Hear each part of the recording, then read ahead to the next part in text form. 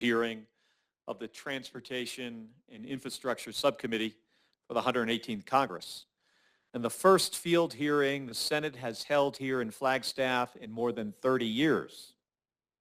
I want to thank everybody who made this hearing possible, including the committee staff, the staff here at the City of Flagstaff, the staff of the Army Corps Los Angeles District, and all of our witnesses. I've had the honor of serving on the Senate Committee on Environment and Public Works since I was sworn into the Senate about 3 years ago. And last year I was named chair of the Transportation and Infrastructure Subcommittee. This subcommittee is responsible for considering legislation and conducting oversight on issues related to federal transportation and infrastructure programs, including overseeing all of the civil works projects carried out by the U.S. Army Corps of Engineers. Once every 2 years, my subcommittee negotiates and passes a bill called the Water Infrastructure Development Act, or WIRDA for short. In advance of considering the next water infrastructure bill, I wanted to make sure that this subcommittee left Washington, D.C. and came to Arizona to hear firsthand from local Army Corps officials and community leaders about how the Corps is working to support Arizona's water infrastructure. As everyone here in Arizona knows, water is a critical issue for our continued prosperity. And we have a number of unique water infrastructure needs here in Arizona, which I hope we'll learn more about at today's hearing. As everyone knows, Arizona has been in a drought for the last 20 years. And this is the worst drought that this planet has seen, this part of the planet has seen, for nearly 1,200 years. Responding to these drought conditions requires an all-hands-on-deck approach. That means that we need federal agencies like the Army Corps working in close partnership with state, local, and tribal leaders. I think at today's hearing, we're going to hear a lot of success stories. I hope we do. For example, I championed the creation of the Section 595 Rural Arizona Water Infrastructure Program along with my colleague, Congressman Stanton. This program helped small and underserved communities in Arizona partner with the Army Corps to build drinking water, water conservation, flood control, and wastewater infrastructure. Programs like this are a great example of how the Army Corps can make investments in Arizona that will respond to long-term drought conditions. After we created this program, the first recipient of funding was the Pasco Yaqui tribe. I'm honored that the chairman of the Pasco Yaqui tribe, Peter Ucupicio, is here today. Thank you, Mr. Chairman, for being here. And I look forward to hearing from him about the tribe's water conservation project and their work with the Army Corps. I also look forward to speaking with the district commander from the Army Corps Los Angeles District, Colonel Andrew Baker, whose office has worked hard to make this new program a success. Thank you for doing that. But the challenges posed by drought conditions don't just impact our drinking water infrastructure. Prolonged drought conditions here in northern Arizona have led to some of the worst wildfire seasons in recent memory. And the burn scars that these fires leave behind, that when it rains during monsoon season, parts of Flagstaff see significant flooding that threatens lives and livelihood and damages property. That's why I'm glad to be joined here by Flagstaff Mayor Becky Daggett, who will talk about how the city's partnership with the Army Corps on the Rio to Flag project, and this project is going to significantly reduce the flooding risk through the central Flagstaff region. So thank you, Mayor, for being here. I'm also glad that we're joined by Supervisor Alberto Peshlikai to discuss Navajo County's partnership with the Army Corps on the Winslow Levee project. I recall getting on the phone with the Army Corps and the Office of Management and Budget in December of 2021. It was less than a month after the bipartisan infrastructure law had been signed into law to advocate that this Winslow Levee project get fully funded. We were successful, And in fact, the Winslow Levee was the first project in all of Arizona that got funding from our infrastructure law that we had spent months negotiating. Right now, the entirety of the city of Winslow lies within a floodplain. But the Winslow Levee project will rebuild the flood control infrastructure along the Little Colorado River and permanently protect Winslow from flooding. I'm really looking forward to hearing from all of our witnesses today about the importance of these projects. Making sure that the next water infrastructure bill gives the Army Corps of Engineers the tools it needs to respond to the challenges we're facing here in Arizona is a priority of mine.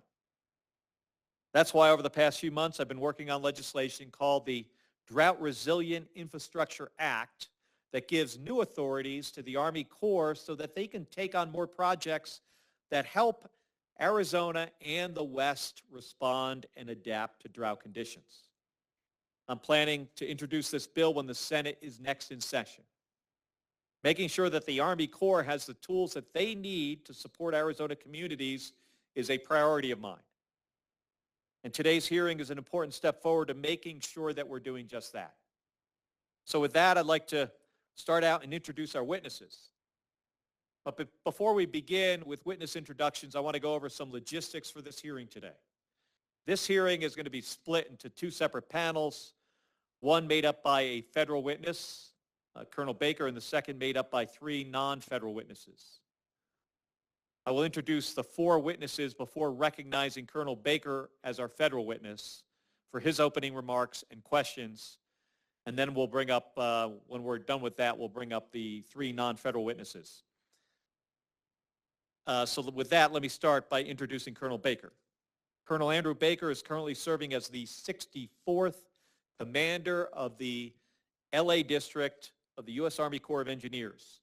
In this role, Colonel Baker leads more than 750 military and civilian personnel in Southern California, Arizona, Nevada, and Utah. This means that Colonel Baker and his team are responsible for all of the Army Corps projects in Arizona. All these projects that we're going to discuss today, he's responsible for them. Before this assignment, Colonel Baker served as the Chief of Operations for Joint Task Force Bravo at Soto Cano Air Base in Honduras. Colonel Baker began his Army career at Fort Hood, Texas, serving as a platoon leader and company executive officer in the 8th Engineer Battalion, 1st Cavalry Division. Colonel Baker earned a bachelor's degree in civil engineering at the U.S. Military Academy and holds master's degrees from the National Defense University, the University of Virginia, and the Missouri University of Science and Technology. Mayor Becky Daggett is the mayor of Flagstaff, Arizona. She was elected to the Flagstaff City Council in 2020 before being elected mayor 2 years later. Mayor Daggett has spent over 20 years protecting open space, enacting growth strategies, supporting local businesses, and strengthening the support for the arts and education throughout, not just here in Flagstaff, but throughout northern Arizona.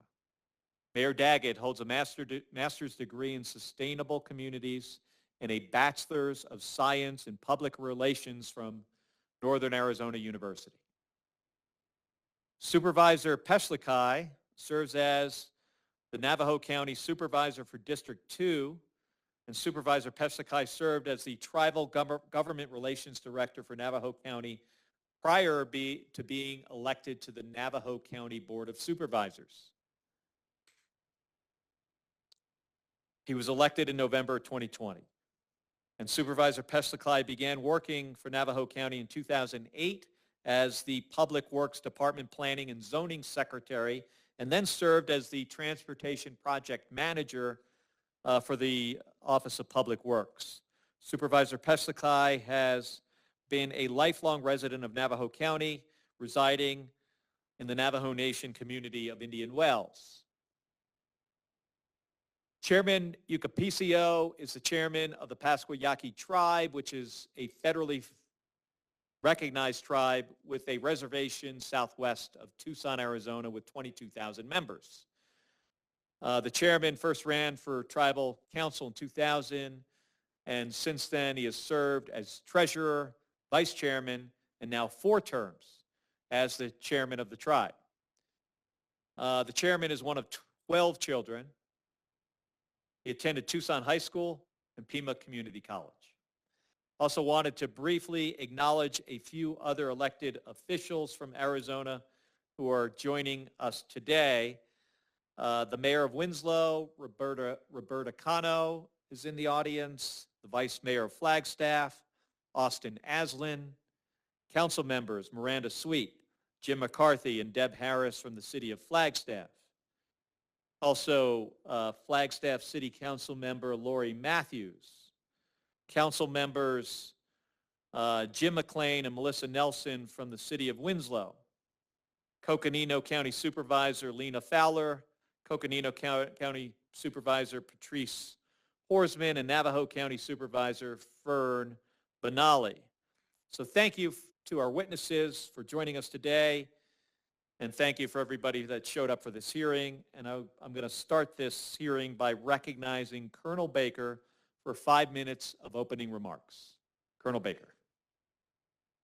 Chairman Kelly, I am honored to testify before you today at this Arizona field hearing regarding U.S. Army Corps of Engineers projects in small, rural, and underserved communities in Arizona. Through the Army Civil Works program, the Corps works with other federal agencies, tribal nations, state agencies, and local governments, as well as non-governmental organizations to develop, manage, restore, and protect water resources, primarily through the study, construction, and operation and maintenance of water-related infrastructure projects. The Corps is helping to advance the administration's environmental justice goals by working with Indian tribes and other underserved and disadvantaged communities to help them address their water resource challenges. One avenue has been the Los Angeles District's work to deliver environmental infrastructure projects to small, rural, and underserved communities in Arizona through our Water Resources Development Act Section 595 program. The Corps has 3 main mission areas, which are flood and storm damage reduction, commercial navigation, and aquatic ecosystem restoration. Some Corps projects also provide ancillary benefits such as municipal and industrial water supply or recreation. I would like to highlight 2 specific flood risk management projects in Arizona that illustrate how the work of the Corps of Engineers can benefit small, rural, and disadvantaged communities. The Rio de Flag at Flagstaff and Little Colorado River at Winslow projects. These projects will help the cities of Flagstaff and Winslow manage their flood risks. I will also discuss the Passamaquoddy Waterline project near Tucson, which is an environmental infrastructure project within our larger 595 program. The Rio de Flag project is a few steps from these council chambers. This project will benefit the city of Flagstaff and surrounding communities to include underserved and disadvantaged populations. This project includes flood channel modifications, bridge enhancements, a detention basin, and flood walls that will substantially reduce flood risk. 3 features of this project are complete. The Los Angeles District completed the Butler Tunnel and Clay Avenue Wash. The city of Flagstaff completed the Thorpe Road Bridge. Remaining features include additional channels and box culverts designed to convey floodwaters away from the city. This is a complex project that the city of Flagstaff is incorporating in concert with other environmental infrastructure projects. We expect to complete the initial phase of our design for the next phase of this project, a reach that extends from Clay Avenue Wash Detention to Butler Tunnel in September 2024. This project will require the city of Flagstaff to acquire certain lands and easements and negotiate a construction maintenance agreement between the city and Burlington Northern Santa Fe Railroad. The second effort I would like to highlight is the Little Colorado River at Winslow Flood Risk Management Project. In 2006, due to the condition of a locally constructed levee on the western bank of the Little Colorado River, FEMA decertified this levee. This had a dramatic and immediate effect on an already predominantly underserved and overburdened community, causing property values within the floodplain to plummet and stymieing economic growth and development for the past 18 years. In fiscal year 2022, Congress appropriated $2.5 billion in bipartisan infrastructure law funding for inland flood risk management projects. Of that amount, the Department of the Army allocated $65 million to this project. I recently had the opportunity to visit the project area with some of our partners here today, along with other City of Winslow and county officials. Being there and seeing firsthand the impact that this project will have on the community is astounding, and I'm honored to serve with a team that will make it a reality. The first items that we will accomplish include an update to the project topographic survey, a geotechnical survey, and we will model the hydrologic and hydraulic conditions to refine project design characteristics to prepare plans and specifications. This brings us one step closer to construction. With respect to the Paskayaki project, we executed a project partnership agreement with the Paskayaki tribe in September 2021. This tribe has since completed the design, received federal reimbursement for this work, and expects to award a contract for construction in fall 2024. This project will allow the tribe to reduce its dependence on water currently imported from Tucson, reducing costs for an important cultural hub within the community. The estimated cost for this project is $1.9 million, which includes federal cost share of $1.47 million. The project will support the historically underserved tribal community. The Paskayaki project is an example of a Section 595 project. WRDA 2022 amended WRDA 1999 Section 595 for environmental infrastructure projects, increasing the authorization of Arizona projects from $150 million to $200 million. This program can help underserved communities in Arizona to improve efficiencies in water use and stewardship and to reduce dependence on imported water. The Corps and the LA District specifically is excited and honored to be able to partner with the state of Arizona and our local sponsors on these great projects. Thank you, Chairman Kelly. This concludes my statement. I appreciate the opportunity to testify today and look forward to answering your questions. Thank you, Colonel. When I first started coming up to Flagstaff as a candidate in 2019, it's when I first learned about Rio de Flag, and it's been one of my top priorities to get this done. It has such an impact on so many people. So Colonel Baker, thank you for your testimony and your leadership at the LA District. I'd like to take some time here to go through each of these projects we're focused on today, and then maybe discuss some broader core projects and priorities in Arizona. So first, let's talk about Rio de Flag. I understand that you are very close to being able to award a construction contract and break ground on the project. I want to find out what are the barriers that remain to beginning construction. In your testimony, you mentioned that you have to update the project topographic survey, geotechnical survey, hydrologic and hydraulic. Do you expect any surprises in those? And does that relate to when you can begin construction of phase one? Sir, we don't expect any surprises with those two efforts. I'll say that the two main aspects of the project that need to be completed before we start construction are, one is real estate related. This is related to the city of Flagstaff's requirement to obtain real estate access or ownership for all property that the contractor needs to access during construction. And part of this is the negotiation and execution of a construction maintenance agreement between BNSF and the city. The second part is any change to the plans and specifications based on working through the real estate issue. We had a great meeting on January 23rd with all parties to include BNSF and talk quite a bit on the way ahead for this. And I personally feel confident that these won't be an issue for a September delivery. Any imminent domain issues? You're going to have to take control of the property when individuals maybe don't want to give it up? Is that part of the issue? Sir, that remains to be seen. Can you share a little bit about what the schedule is going to look like once work begins? Yes, sir. Once work begins, we expect the first stage of construction to take about 4 years to finish. So it'll be about 3 years of construction and then 1 year of a warranty period. The second stage of construction will start no later than finishing the first stage of construction. So stage 2 would begin potentially in about 2028. Is that a possibility? Sir, I would say no later than 2028. And then when do you expect the entire project to be finished? So right now we don't have a good feel for how long construction of phase 2 will take. So I can consult with my team and get back to you on a more accurate answer. And what's the difference between phase 1 and phase 2? So there's 6 total phases or segments of construction. So the first 3 phases are actually complete. Phase 1 is the Clay Avenue Wash Detention Basin. Phase 2 is the Butler Tunnel, and phase 3 is Thorpe Bridge.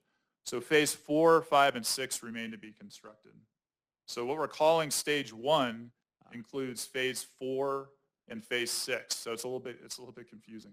Okay, stage 1 is phase 4 and 6. That's correct. So everything before that is already done. Everything before that is already done. Yes, sir, that's correct. And once stage 1 is completed, what benefits do we expect the city to see?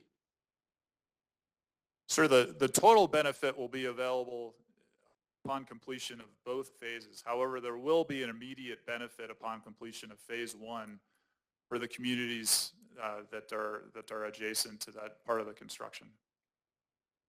Is there a way to quantify, like, how much more water is Rio de Flag going to be able to, handle in a flood? Is the capacity going to go up by a certain percentage?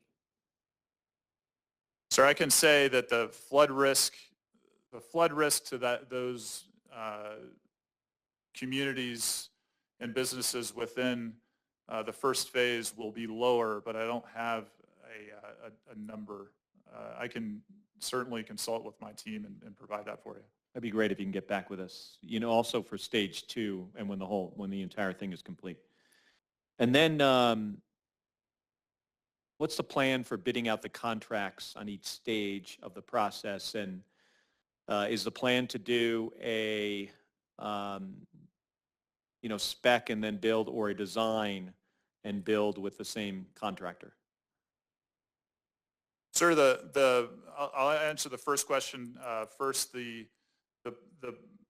We'll put out a request for proposal. We'll receive proposals from firms that are interested in doing the work, and then we will select a firm that meets or exceeds the qualifications outlined in the contract, and also a firm that will deliver the project at the lowest price technically acceptable.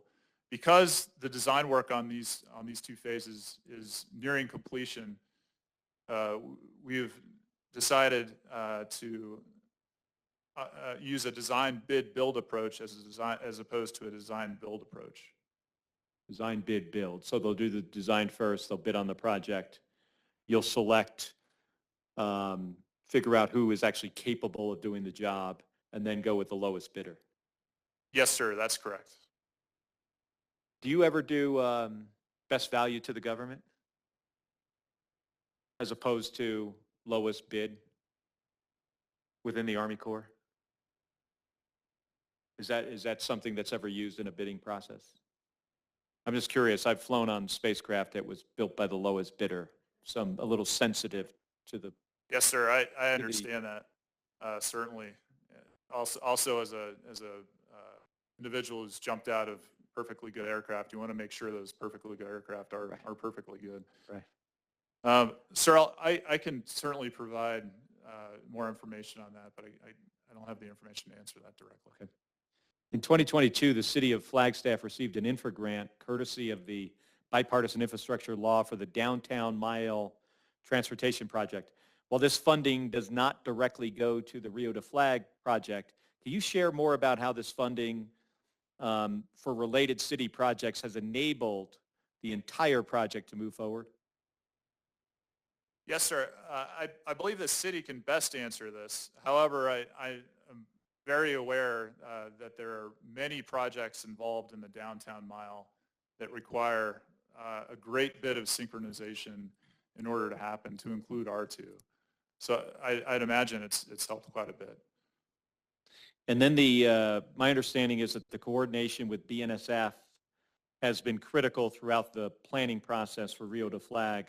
What challenges has the Corps experienced when dealing with the railroad? And do you have any unresolved issues with BNSF? Sir, we feel at current time we've got a great partnership both with the City of Flagstaff and with BNSF on these efforts.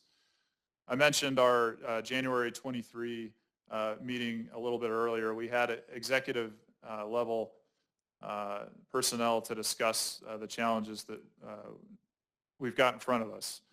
Really, the challenges at this point are securing, with BNSF, are securing the construction maintenance agreement, which is tied directly to the real estate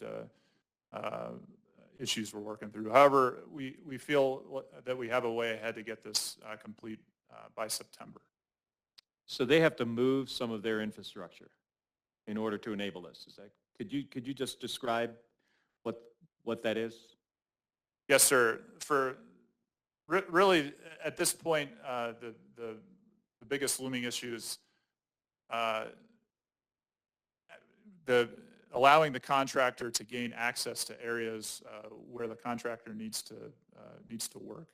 So some of these lands belong to BNSF. Others belong to private citizens and businesses and such. So that is the biggest issue. With regard to the construction maintenance agreement, there are certain provisions within the agreement that the Corps have to satisfy the contractor's means and methods of doing business, such as operating within a specified distance from a railroad track, these sorts of things. So it's at this point it's just coming to an agreement on the nuances of how to work around BNSF, I would say. Okay. So you still have some of that we've got to resolve here before moving forward. That's correct, sir.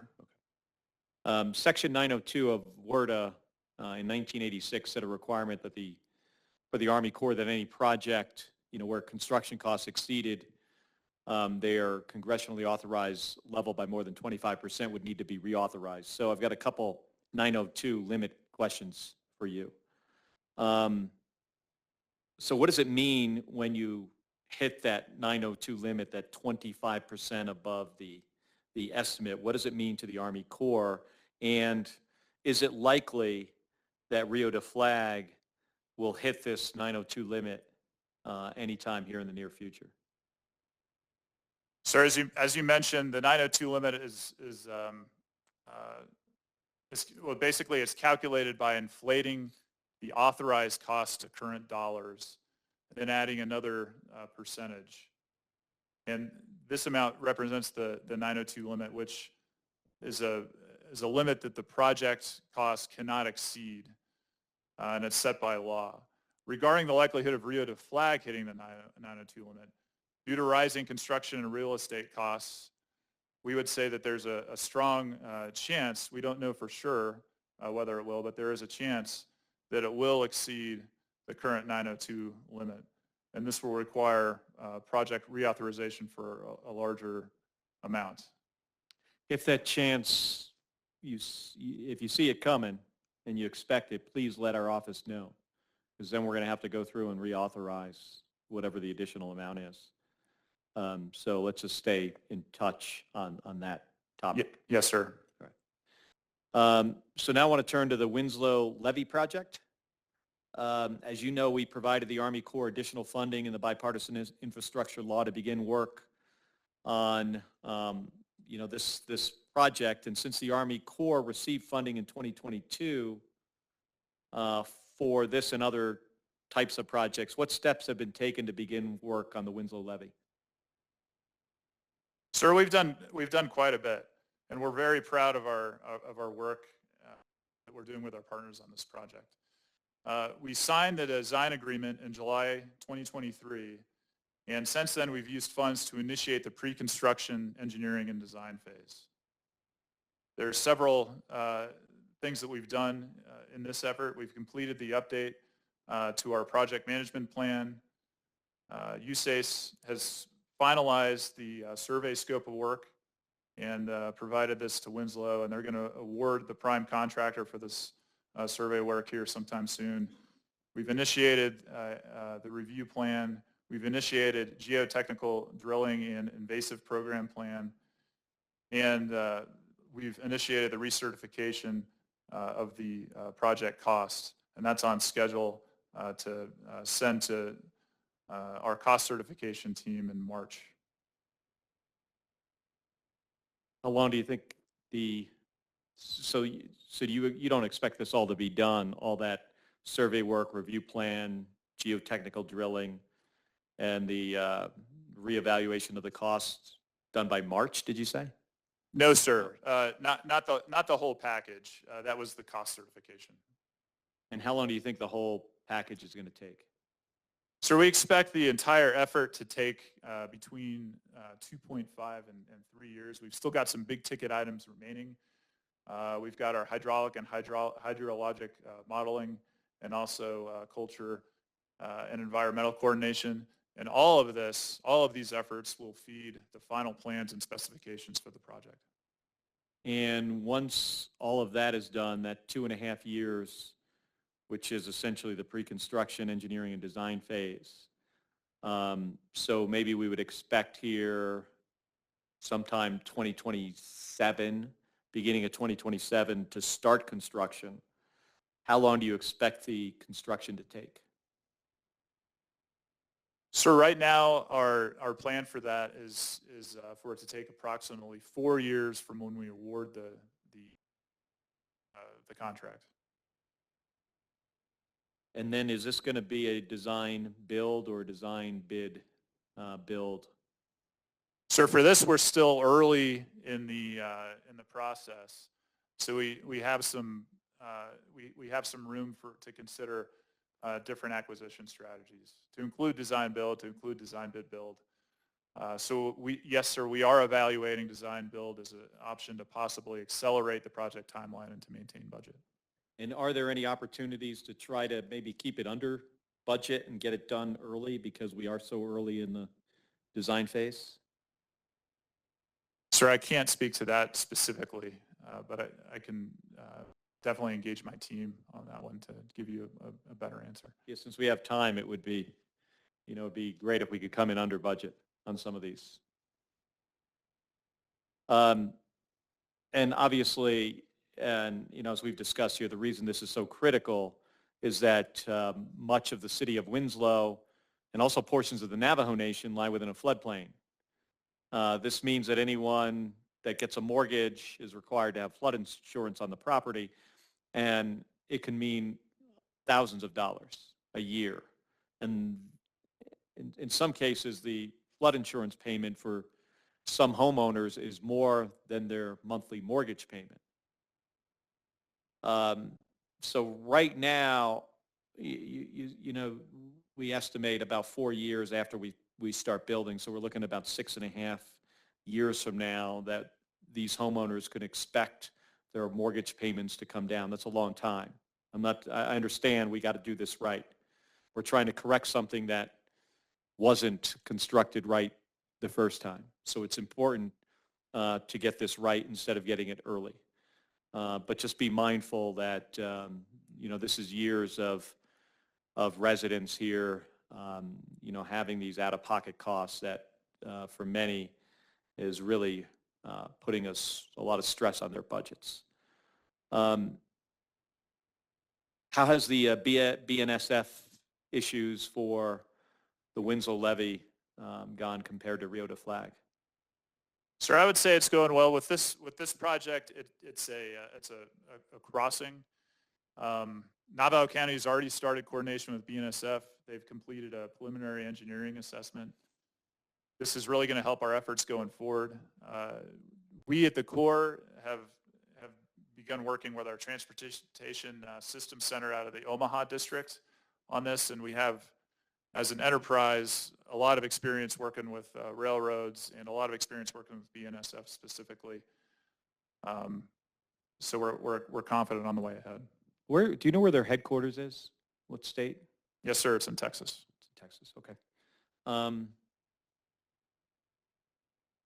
The dreaded salt cedar, one of my favorite topics. Like, how did this happen? I understand a portion of this work is going to be removing salt cedars along the bank of the Little Colorado River. Um, and these salt cedars present a problem in so many areas. And it's not only in Arizona. I think it's in New Mexico, has issues as well. Could you explain that for this project, why it's so important to remove salt cedars? Yes, sir. And then how do you do it? Yes, sir. Very simply, salt cedars are a barrier to conveyance of floodwaters. So we need to remove them by any means from the flood channel. So they just slow the flow of water downstream. That's correct. That's correct. Yes, sir. And then in drought conditions, when we actually need the water, they also consume a lot of water. Yes, sir. So we have two reasons to kill them. Yes, sir. So the way we'll go about this, we'll remove them via mechanized equipment. We'll push them up to create temporary stockpiles, and then load them in trucks and take them to a site for offsite disposal. And in the method you use to remove them, do they tend to grow back? Sir, I know it is a very hardy plant, and from what I understand, the way to remove it is you've got to completely remove it down to the root. So there are some steps that we're going to take in operations and maintenance to ensure that they don't come back to the best of our ability. I know there's a lot of research into other methods that are not fully baked yet, on how to do this. Hopefully at some point, that'll be an option for you as well, is there'll be something that might be easier and more effective. So the federal share of this project was fully funded thanks to the bipartisan infrastructure law. Do you foresee any additional funding being needed for the project? Sir, at this time, no, but we're updating our cost estimate this summer, and we'll continue to do so every 2 years now that the project is funded. So we will keep you informed as soon as there's an indication that this might be the case. All right, Colonel, next I want to discuss the Rural Arizona Water Program, also known as Section 595. In WRDA 2022, secured an additional $200 million to carry out this program, which is Section 595 of the 2022 WRDA. Colonel Baker, can you explain how the Rural Arizona Water Program is different from other projects that the Corps has carried out? Yes, sir. So the 595 program's primary objective is to provide design and construction assistance to non-federal sponsor interests for carrying out water-related environmental infrastructure and resource protection and development projects. These projects include wastewater treatment and related facilities, water supply and related facilities, environmental restoration, and surface water protection and development. So typical Corps projects undergo extensive and comprehensive evaluation to determine if there is a federal interest to implement, and they require specific project authority. The 595 program allows local governments to evaluate the benefits of a project, and if it complies with the program requirements and funding is provided, we can build the project. Also notable is the fact that these projects are done under a 75-25% federal cost share. Have you seen a lot of interest from communities in Arizona for these?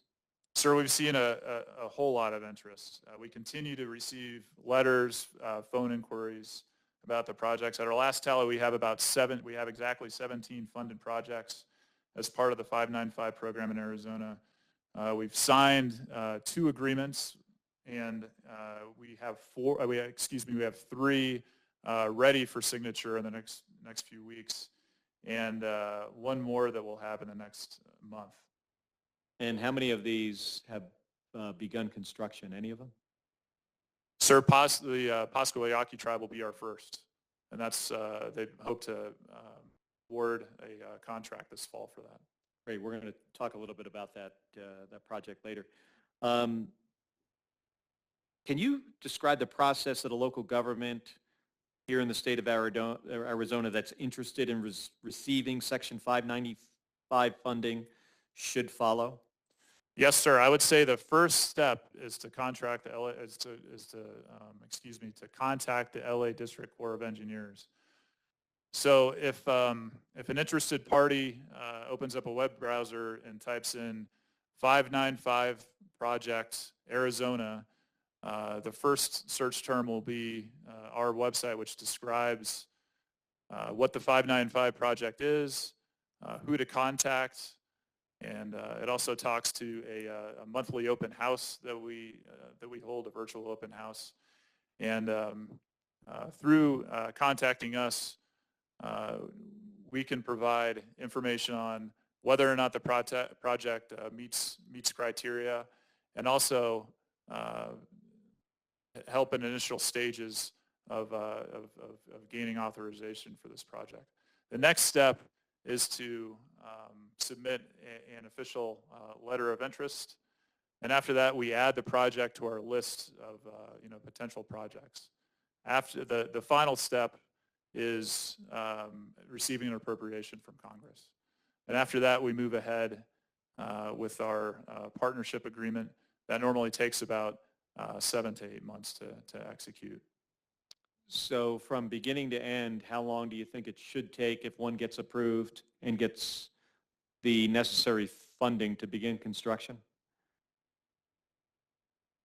Sir, is your question to go to construction? Yes, yeah. The timeline to get to construction. Sir, it really depends on the project, but I'll tell you that we have become much more efficient in our delivery of this, really just since we started. There's some challenges that we were dealing with at the beginning of the program. Challenges kind of on both sides, on the sponsor side and our own side. On the sponsor side, I would say many of the sponsors that we were working with just did not have the experience of working with the Corps, and did not necessarily understand the processes and procedures to get to an authorized project. From our own side, when we started, we didn't necessarily have the expertise to provide this to the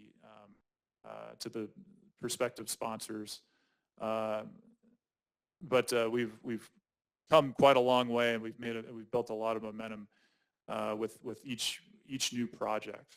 So we feel good about accelerating this timeline. So why don't we have the chairman of the Pascua Yaqui tribe, Chairman Yucapusio, join us here. I think we're going to have, actually no, give me a second here. But the Pascua Yaqui tribe, can you give just some updates on that project specifically?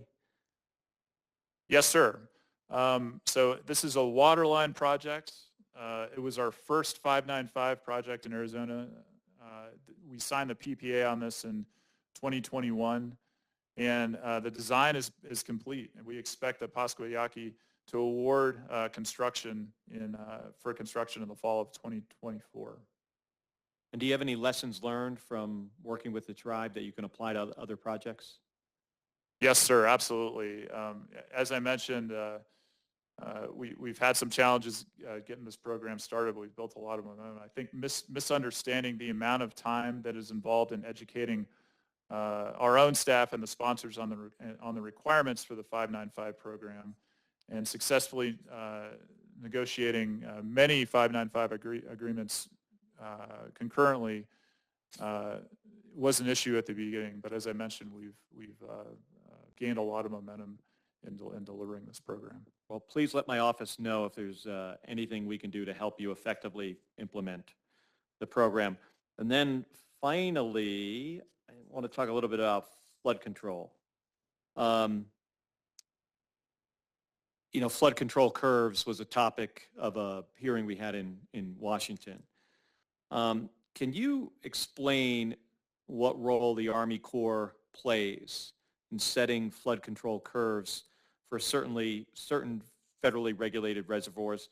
And just for the folks in the audience that's watching, the amount of, we have to keep a lot of extra space in reservoirs in order to accommodate floodwaters. So we don't get flooding, so reservoirs don't overflow and flood communities. But we've been in this drought for 20 years, and those flood control curves are rather old, and we potentially need to update them. So um, can you talk about the Army Corps' role here in flood control curves? Yes, sir. USACE is mandated to develop water control plans for all federally funded built dams that were purpose-built for flood control. So these include dams like Painted Rock, Alamo, and Roosevelt here in Arizona. And talk about what happens when water enters into the flood control space. Yes, sir. So when water enters into the flood control space, we work with downstream communities and water districts to release the water whenever possible in a way to maximize capture. Our first priority is flood risk management always, but very often we're able to release it in a way that maximizes capture. And how often are flood control curves updated for any particular reservoir? Sir, every 10 years at a minimum, or when there's a modification to the flood control structure. And when you do that, do you ever take into consideration drought or water conservation conditions? Sir, yes, we do. Water control plans, we update and consider the impacts of drought and what else can be done to support increased water conservation if the project is capable of providing such support. As I mentioned, flood risk management is our number one priority. The extent to which water conservation, we do evaluate it, depends on the original authorized purpose of the project and whether that includes water conservation. One example I think of note here is Roosevelt Dam stores water for Phoenix metro area. You know, last year due to increased snowmelt, which is good. I mean, we got a lot of extra snowpack in the Colorado, in the mountains, which is where the water comes from to go into the Colorado River. So that was a really positive thing. But last year, due to increased snowmelt, which we wanted, SRP had to release more than 300,000 acre-feet of water unexpectedly out of Roosevelt Dam because it got into the flood control space, and we've got to make sure we don't put Phoenix at risk. That's a lot of water, 300,000. To put it in perspective, we get I think about 2.8 million acre-feet from the Colorado River every year. It's not all of Arizona's water, but it's a lot of it. And 300,000 of it just had to be released. And this is water that could have been used for drinking water, but instead just flowed downriver. Eventually, a lot of it just winds up, you know, in Mexico, and we don't ever benefit from it. So, Colonel, I understand the Corps is working with SRP to update the flood control manual for Roosevelt Dam. What can you share about the work with SRP to get these curves updated? Yes, sir. Yes, sir, we are. So right now we're working with SRP to process what's called a minor deviation request through our South Pacific division. So this is one level up in the chain of command. So what this will allow us to do is to allow for water encroachment, extra water in the flood control space late in flood season when the flood risk is low, and then gradually draw it down in order to allow for downstream communities and water districts to catch it without compromising flood control operations. We'll implement this for about from 3 to 5 years. During this time, we'll gather data to best allow us to improve water conservation without compromising flood risk management, but we'll have the secondary benefit of providing additional opportunities for water capture. We'll use this information to complete to update the water control manual. So this is the testing phase for eventually updating the water control manual. And then when do you think the manual will be finalized? What's your hope here? Sir, normally it takes about 3 years, and this runs concurrently with the minor deviation. So it could be anywhere from, I would say, from about 3 to 5 years. Well, let me just say one thing I'm hoping that my legislation will do is to give you clearer authority to take into consider the drought conditions when we update the flood control curves. And if we can find ways to save drinking water, make sure we're not wasting water in the wet years like we had last year, this is going to help us have water for when we come back to a drier year, which is actually what we expect this year. Usually when we have a big snowpack in the Rockies like we did last year, historically the following year has been, just extra dry. There's no real science behind that. That's just been the history. So hopefully that'll change here in the later part of February and in March. So now what I'd like to do is bring up the second panel here. So thank you, Colonel. I really appreciate your testimony. Thank you for making the trip. And thank you for all the hard work you do for our western states that are suffering from a climate-driven event that we haven't seen in nearly 1,200 years. So thank you for your work in helping us. First, my privilege. Thank you. Thank you. And Mayor Daggett, Supervisor Peshtakai, and Mr. Chairman, why don't you join us?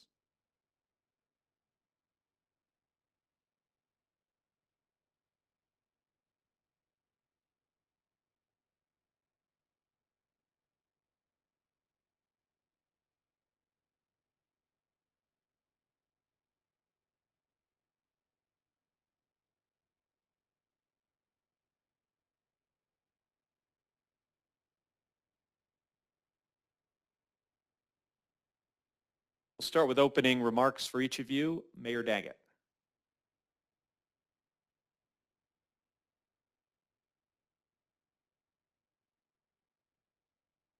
Chairman Kelly, first and foremost, welcome back to Flagstaff.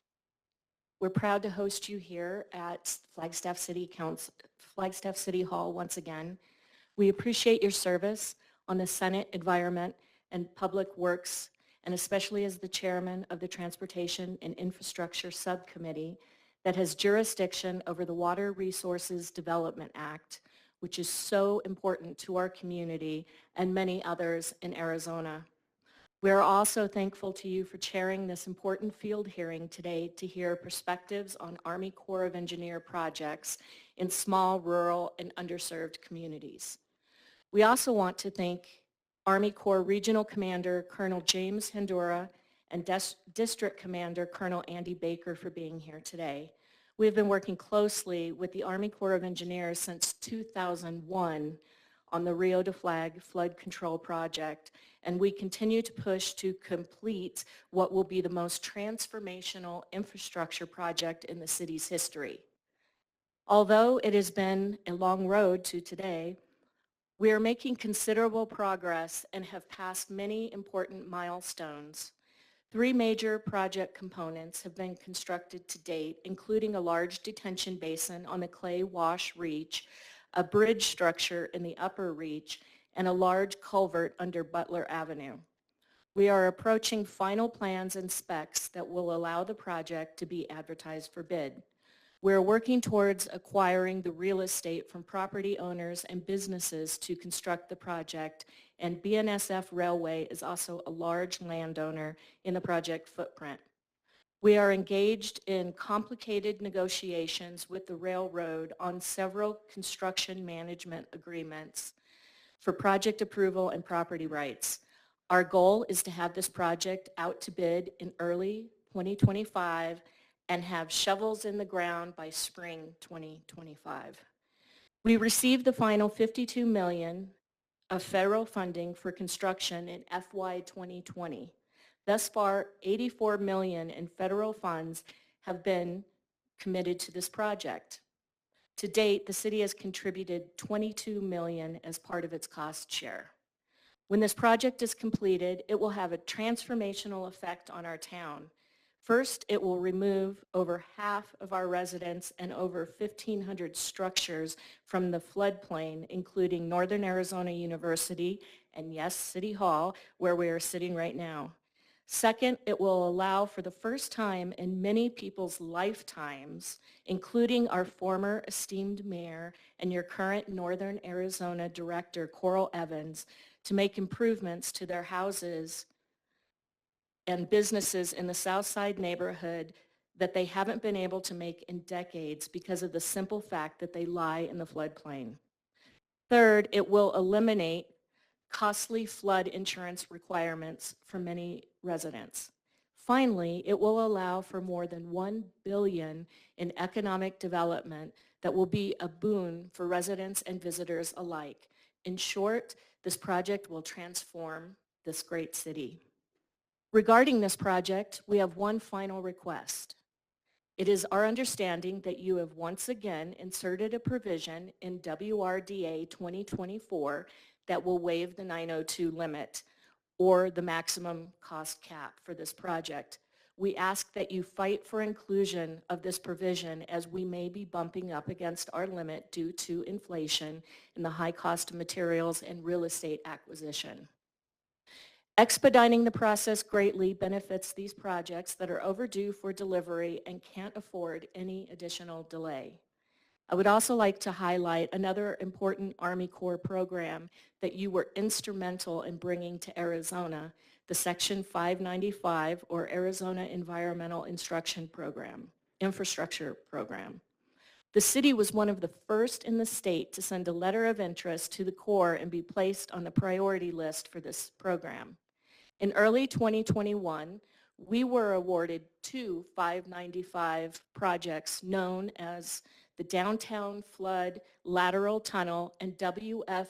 Killip Elementary School Regional Flood Detention Basin. We are excited to announce that we have signed our first project partnership agreement with the Corps on January 23rd for the Downtown Lateral Project, and we expect to sign the Killip Basin PPA very soon. We ask that you work to increase the authorization for the 595 program to $400 million in WRDA 2024 to help communities such as ours. In conclusion, Mr. Chairman, we have a long and very important relationship with the Army Corps of Engineers. We are currently working with them on three important projects that will benefit the city. The $122 million Rio de Flag Flood Control Project, the $1.2 million Downtown Lateral Project, and the $1.5 Killip Detention Basin Project. We value our relationship with the Corps, and they have been very responsive to our needs. Is everything perfect? Certainly not. We would like to move these projects from inception to completion in a much more expeditious manner. However, many of these projects, especially the Rio de Flag, are very complex and complicated. Despite these setbacks in our partnership with the Corps, we have always been able to figure out a way to move city projects forward together. Senator Kelly, thank you again for holding this important hearing in Flagstaff to discuss Army Corps projects. We thank you for your leadership on this committee and the work you have done in the U.S. Senate that benefits our amazing and diverse community here in Flagstaff, and I am happy to answer any questions that you have. Thank you, Mayor. I'll now recognize Mr. Chairman for 5 minutes. Members, I'm honored to be here as our humble tribe. We also thank the mayor and also the tribes from the north and the other 22 tribes that live in the great state of Arizona. For us, my name is Peter Icupiso. I am the chairman of the Pascoyaqui tribe. I am here to testify about our work with the U.S. Army Corps of Engineers on our Water Resources Development Act, Section 595, Environmental Infrastructure Project, and thank you for this opportunity. My tribe is federally recognized tribe with a small reservation near Tucson, Arizona. Even though we have been around for a very long time, we were officially recognized in 1978. Today, we have more than 21,000 tribal members who live on our reservation and in our tribal recognized communities across Arizona. Our main focus as a tribal government is providing housing, public services, economic opportunities for our tribal members, but like many other tribes here in the West, our tribe has limited access to potable water supplies. Our reservations do not have any surface water, and access to groundwater is extremely limited. Our tribe receives potable water service from our neighbor, the city of Tucson, under an intergovernmental agreement we entered in 2011. But Tucson caps the amount of water it delivers to our reservation at 900 acre-feet per year. It's not enough water. With the development of much-needed housing for our tribal members and other tribal facilities, we're on a course to exceed our water delivery limit with Tucson in only a few years. As a result, we are doing everything we can to manage the water sources we currently have in the best way possible. The Section 595 program is helping us do that. As you know, the Pascua-Yaqui tribe was the first entity in Arizona to receive 595 program funding from the Army Corps, and we are using this funding to construct a non-potable water line to provide water to our tribal wellness center, and we will irrigate our ball fields and public park. This encourages healthy lifestyles for our tribal members. Currently, our tribe is using potable water from the city of Tucson to irrigate the wellness center and directly reduces the amount of water we have available to meet our other water needs on the reservation. However, once the water line project is built, we will be using non-potable water for this outdoor irrigation, and this will conserve about 50 acre-feet or 16 million gallons of potable water each year. Freeing up this amount of potable water will allow us then to build another maybe 375 homes on the reservation for our Yaqui people. The implementation of our 595 has not been without challenges, but we hope that by illuminating these, it will help inform the committee and the Corps about improvements to the 595 program, which would be helpful. The tribe recognizes that administering the 595 program in Arizona is a new responsibility for the Army Corps and has had to work on developing the necessary administrative infrastructure and facilitate the efficient and timely completion of the 595 projects. We have had delays working with the Corps on our 595 project over the past few years, but we are happy to know that Colonel Baker is working hard at the Los Angeles District to establish the administrative foundation that is needed to move these projects forward. Currently, we are preparing our bid documents for construction in the project, and we hope to break ground in September this year. However, inflation has significantly increased our construction costs, and our initial 595 funding amount is now insufficient to complete the project. We will be requesting additional funding from the Corps to hopefully help us to make up the cost difference. We are also facing a challenge in securing the water filtration systems we need due to the war in Israel, where the systems are made. And we also know that it will be difficult to secure contractors who are already working in so many other federally funded infrastructure projects. As a disadvantaged community with a small 595 project, our tribe is disproportionately affected when the challenges occur as they drive up our overall project costs, which then reduces our ability to deliver our important tribal governmental services to our Yaqui people. Given our experience in the 595 program over the past few years, we have some observations and recommendations for Congress and the Corps.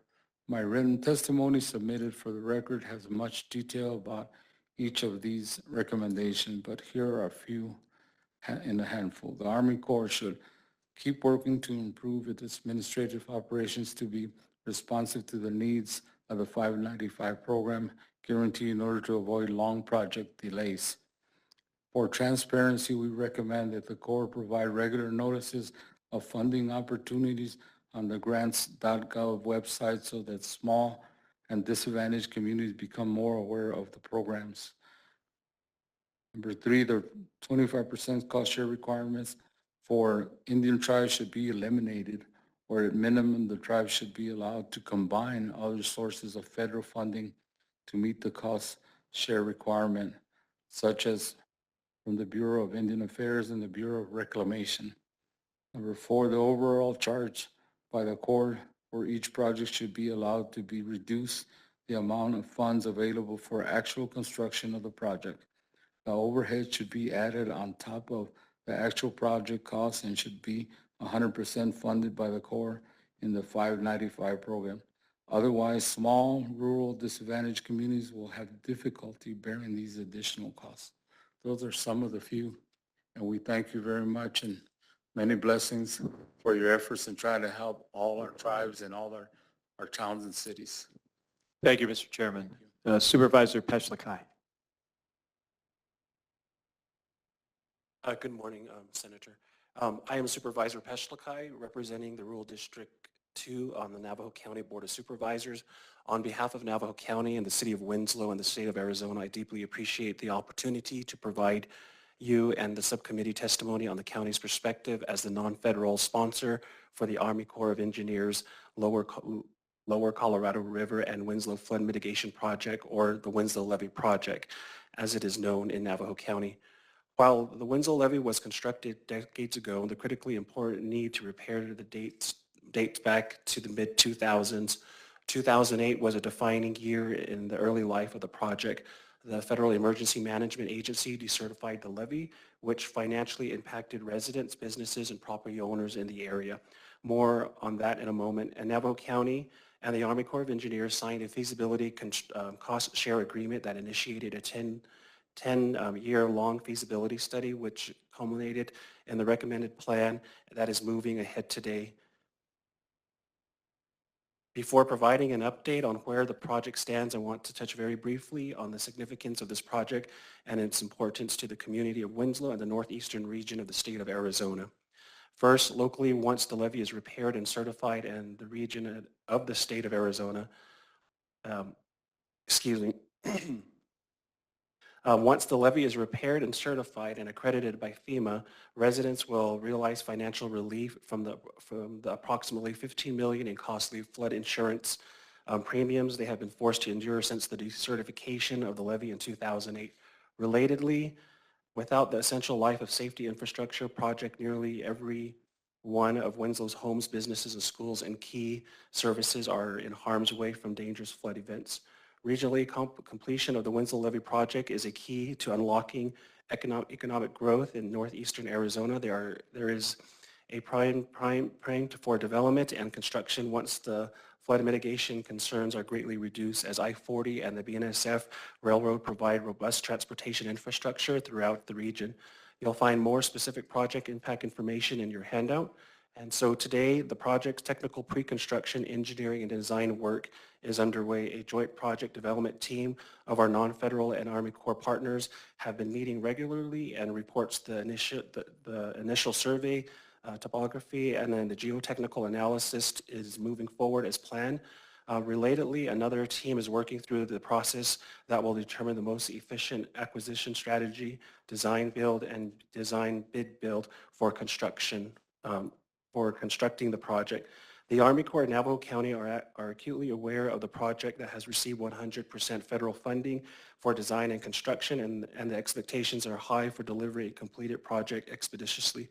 While we understand the Corps has its traditional chain of command process and strict public engineering requirements and the regulations to follow, in every interaction we've had with the Los Angeles District Command, both the county and the Corps have expressed a strong commitment to meet or exceed those expectations. I am confident that the preliminary engineering, design, and construction phase process progress should significantly project challenges arise. Our team will work to solve them at the level nearest the problem.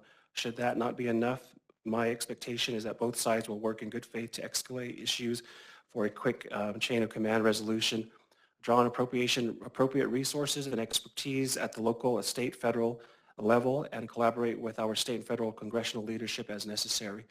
With that, I conclude my remarks, and thank you again for the opportunity to provide testimony to the Transportation Infrastructure Subcommittee on the Senate Committee of Environmental and Public Works as it relates to our essential life safety infrastructure project in Winslow and the importance of optimizing our partnership with the Army Corps, which is so necessary for delivering a project that means so much to the Winslow community in northeastern Arizona. Thank you. Well, thank you. Let me start with a few questions for Mayor Daggett, and then I'm going to go to Chairman Yucapicio and then to Supervisor Pesakai. Mayor Daggett, as you discussed in your testimony, the Rio de Flag project has the potential to be transformative for downtown Flagstaff. Can you explain how Rio de Flag will fit in with other projects the city's working on, like the Downtown Mile project or the upgrades to the Downtown Transit Center? Thank you, sir. The common element with these community projects is the proximity to the main line of BNSF and trying to alleviate the barrier that the rail corridor poses for transportation, multimodal, and flood control needs as our community has grown.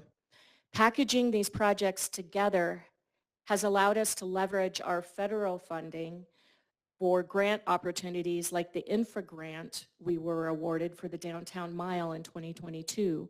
And thank you, Senator Kelly, for your support in this grant application.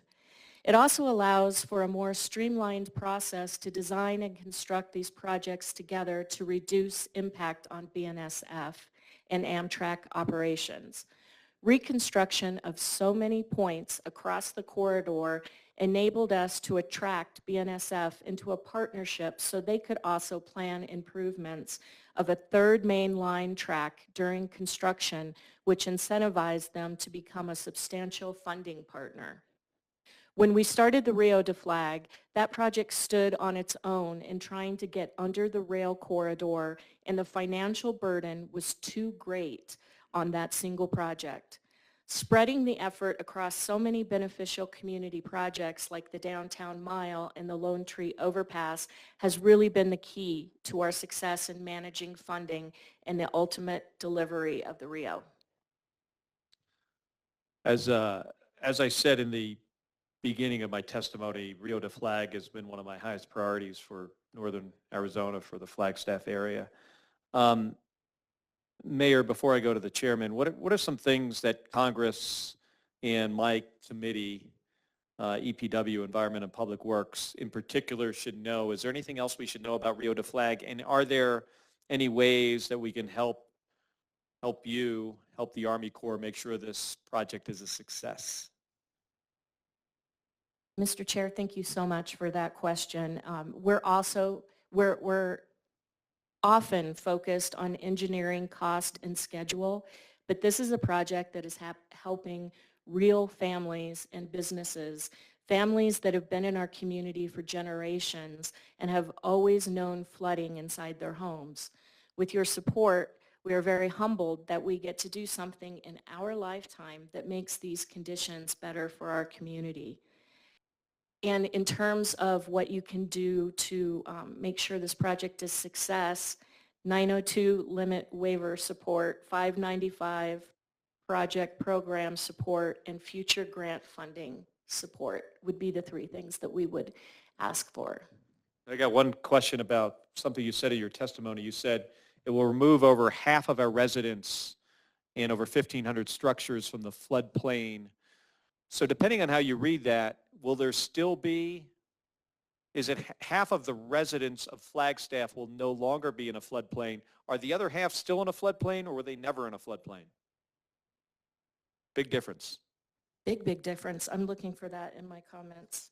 Like, does it help everybody who is currently in a floodplain get out of a floodplain?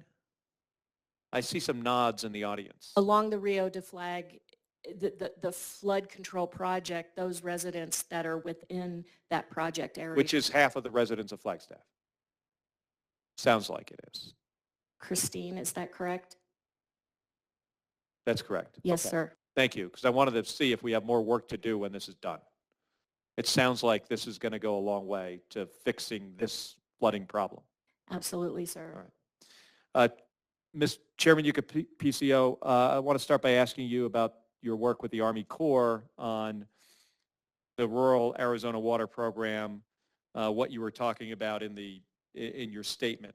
So can you explain how the project you're working on with the Army Corps fits into the broader goals of water conservation on tribal land, and how does it fit into broader water conservation goals that we have here in Arizona? Years, Pasco-Yaqui Tribe has lived in southern Arizona all the way to Mexico. We have lived around the Santa Cruz River Basin for a long time. We actually helped Scottsdale. We were some of the tribes that helped build all the canals and all that. So we're pretty good at water harvesting and moving water around and doing just like the other tribes. Particularly in this project, the cap water line is right next to us, but you can't access it because it belongs to cap. This will enable us to tap into that and water our wellness, our fields and stuff like that. We're also looking at water conservation efforts as far as gray water and using that and utilizing that for other areas in residential. But what we're doing right now is we're sort of leasing water from other tribes, and then we're also having IGA with the city of Tucson to provide potable drinking water.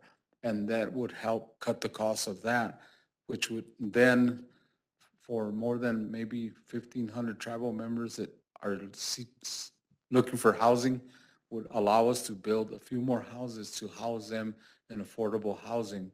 We have a few projects down the road that we're looking at. We have 2/3 of all Yaqui members living off the reservation. So when they decide to come in and live on the reservation, then we'd be able to provide a home for them. And for us, I think the average national is what, like 1.5 kids or something like that. We're at about 4. So we're going to grow no matter what. And you have to start planning not only with BOR, with the city of Tucson, with everybody, the drought contingency plan. We go to those meetings and are aware of priority waters and everything. So we're on board. I'm trying to figure out how do we survive and use as little water we can that's potable and use other water resources. That's where we're at as a nation, as a tribe. And in your testimony, you mentioned that you said the amount of 16 million gallons, I believe, of potable water will be saved because now you'll take non-potable water, use it for irrigation, and we'll be able to save. And that's 16 million, which is probably about on the order of maybe about 50 acre feet or so. 50 acre feet. Yeah, a year. So that's a year. So, and we can save that water. And if we wind up in a, more challenging situation, we'll have that water banked. One of the biggest epidemics that we have on Pasco-Yaqui tribe and reservations, maybe tribes have the same that we do, is diabetes. So we created wellness centers so they can go and check their glucose. We went to this Freestyle Libre now that I have that monitors you all. So all of this is trying to keep people healthy. But the wellness program, we have more than 1,200 kids playing softball, baseball, coaches pitch and all that. And the whole effort is to try to keep them moving and healthy and live longer. And instead of having like an HMO and all that stuff, start early with them and start them going on healthy living, healthy eating. There's also a kitchen in that wellness center that shows them how to eat a lot healthier and all that. So all of this is part of that whole feeling of helping each other out. And we also have a lot of non-tribals that work for us, and they also use all our fields, all our facilities. When you start looking at gyms and basketball and everything, we also have the Boys and Girls Club that is located there, that also all of this would enhance all of that, and kids would want to go there and exercise and be part of something. So it's not just the way you're looking at, well, they're going to water a field. No, it's not. It's all connected to healthy living and extending. The average Yaqui male lives about maybe 58 years old, 60. That's it. Substance abuses, all kinds of other things, foreign alcoholism, everything. We're trying to extend that. The women in our reservation live to about 15 to 20 years longer than we do. Wow. So they're doing something right. Yeah. And that's why the women are way stronger than we are, guys. Sorry about that. But it's trying to keep the healthy family going, and that's what this would do. My wife, Gabby Giffords, used to always say, strong women get things done. Yes, sir. Mr. Chairman, you noted, I wrote down 4 different things I think we could focus on. Certainly the Army Corps, could focus on, advertising opportunities. Yeah. That's easy. And regular funding opportunities. We'll look into, for tribes, you mentioned maybe eliminating the 25% cost share. We can certainly take a look at that. And also allowing parts of other federal sources of money to be used, intermingled, to be part of the 25% cost share. We could take a look at it. Can't give you any promises. But we will, Joe and I will circle back with the committee and with my colleagues in the Senate and see what we can do there. And then my final questions are for Supervisor Peshlikai about the Winslow Levee project. We touched on this before, but can you give a bit more of an explanation of how the decertification of the existing levees that were protecting Winslow have harmed the city of Winslow and surrounding communities? And if you have any stories about property owners and costs with flood insurance, I would appreciate if you could share them there in our final time here. Thank you, Senator. Yes. We've heard from many homeowners and property owners who reside and do business in the floodplain about the burdensome costs brought about by the failing existing levee. Blight homes are unable to be renovated due to FEMA's 50-50 rule. Any renovations over 50% of the value and of the structure would be required to be raised out of the floodplain. So this type of additional cost construction is cost prohibitive to homeowners. In addition to that, many homeowners are required to obtain flood insurance that nearly doubles their existing mortgage. And as I've touched in my testimony, these residents have endured approximately about $15 million in costly flood insurance premiums since the decertification of the levee in 2008. And what percentage of, if you know, what percentage of downtown Winslow is in a floodplain? Is it all of it? Like if you're standing on any corner in Winslow, Arizona, are you in a floodplain? Based on the meetings that I've been on and commentary that was rendered, if you're standing in the corner of Winslow, Arizona, about half of that would be in the flood zone. So I would consider over half of the city of Winslow would be within that floodplain. And then parts of the Navajo Nation are also affected by this Winslow Levee project. And what benefits do you see that Navajo communities will have when this is completed? Thank you again, Senator. Yes, and particularly the Bird Springs chapter and loop outside of Winslow has been historically affected by the flood events, especially when the river overtops the roads, making them impassable into the city of Winslow.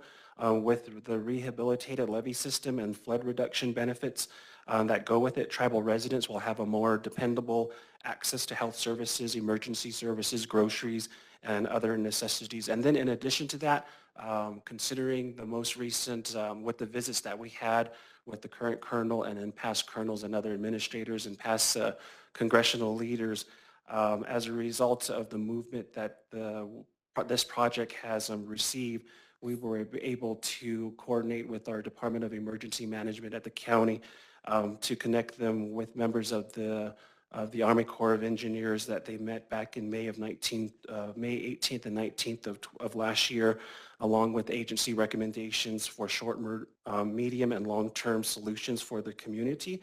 And that was also known as the Arizona and Northwest Silver Jackets coordinator, Mr. Stan, who provided that technical assistance. So as a result of that, the Army Corps project with the Navajo Nation Department of Water Resource and the Bird Springs are developing an emergency action plan focusing on flood response as a result of the movement of this project to help the nation on that part too. So that's additional commentary that I like to add. Thank you. And is it fair to say that this project has helped you and maybe changed the way that you've worked with the Army Corps and built a stronger relationship? Yes, we've maintained a strong partnership with the Army Corps, and continued communication is key with that. And then also invitation and staying up to date, especially with meetings virtually or either with on-site visits as well. And I think it's important to point out that Governor Hobbs and the Arizona State Legislature has also stepped in here to ensure that this project is completed. Is that your sense? Yes, that is correct, and we're so grateful for Governor Hobbs and other members of the state legislature and the city of Winslow for their proactive and support and advocating and lobbying to ensure that the funding that we had received last year helps fulfill that 100% contribution. Well, thank you. You know, this is a team effort, getting all of this stuff done. From any of the three of you, we only have about 3 or 4 minutes, and I've got to close this hearing out, but is there anything else that you wanted to let us know that you didn't have an opportunity to say? Mr. Chairman. I thought everybody's having flooding problems, so do we. Our whole reservation sits on the 100-year floodplain along the Brawley Wash. There are many days that our children cannot attend school or go to school. We were supposed to have infrastructure and design on the south end of our reservation with detention basins, and we've never gotten there or the right amount of funding for anything. So the tapping into this water for not using potable water is good, but also we had a bunch of sheet floodings that comes from the Black Mountain of Tohono Nation, and it all floods into our reservation. So every single year, you're talking, how does it drive up costs?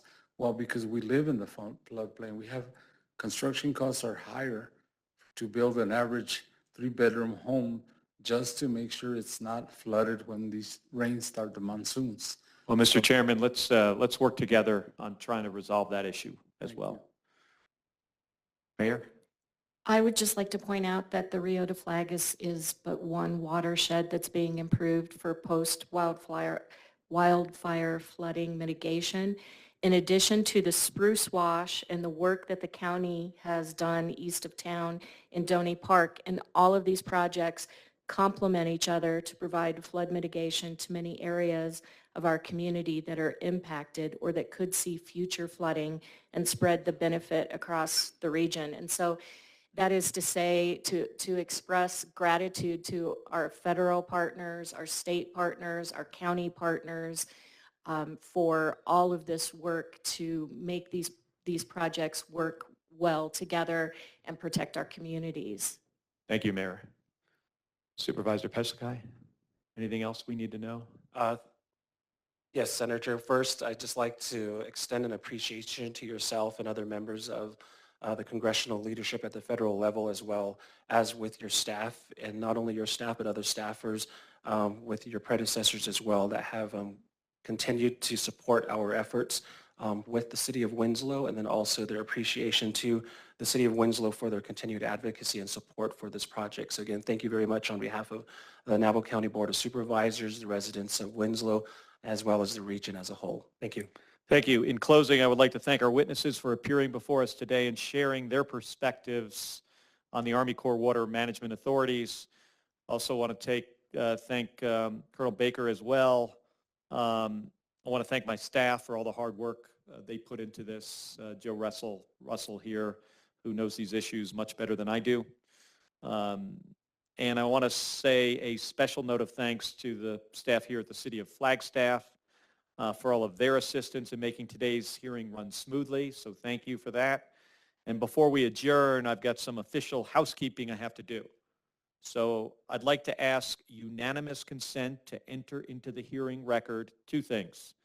A statement by Senator Tom Carper, Chairman of the Senate Committee on Environment and Public Works, and a statement for the record from Mayor Roberta Cano of the City of Winslow.